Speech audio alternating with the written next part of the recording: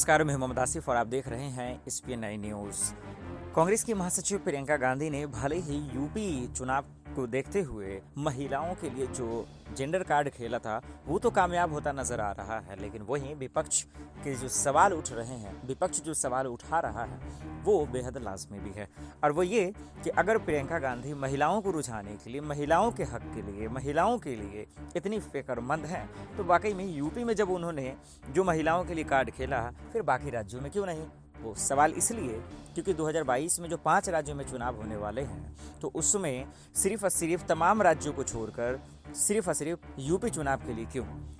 इसीलिए विपक्ष जो है हमलावर है कि ये सिर्फ और सिर्फ एक राजनीतिक मुद्दा है, क्योंकि उत्तराखंड, पंजाब, इन तमाम राज्यों में कांग्रेस ने आखिर क्यों नहीं ऐलान किया महिलाओं के लिए, चाहे वो महिलाओं की स्कूटी की बात हो या फिर स्मार्टफोन या फिर लैपटॉप, चाहे फिर वो 40% टिकट देने की बात हो।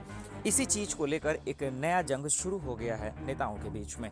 लेकिन इस बीच ये बात ये भी है कि जब भी विधानसभा चुनाव हो या फिर लोकसभा चुनाव, नेता एक दूसरे पे आरोप प्रत्यारोप लगाते हैं मुद्दों को लेकर।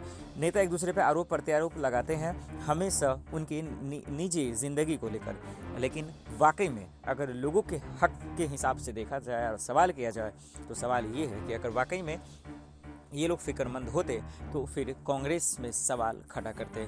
कांग्रेस अगर बिल्कुल अगर फिक्रमंद है यूपी चुनाव को लेकर महिलाओं के लिए, तो फिर वो बाकी राज्यों में क्यों नहीं? यही वजह है कि ये चिंताएं प्रियंका गांधी को बढ़ा रही हैं। ये चिंताएं प्रियंका गांधी की मुसीबत बन रही हैं और लोग, विपक्ष खास करके इस पर हमलावर है। अब देखना होगा कि आखिर कांग्रेस पंजाब के लिए, उत्तराखंड के लिए क्या ऐलान करते हैं। क्या वहाँ भी 40% टिकट महिलाओं को दिया जाएगा, या फिर ये ऐलान सिर्फ यूपी तक ही सीमित रहेगा? मोहम्मद आसिफ की रिपोर्ट, SPN9 न्यूज़।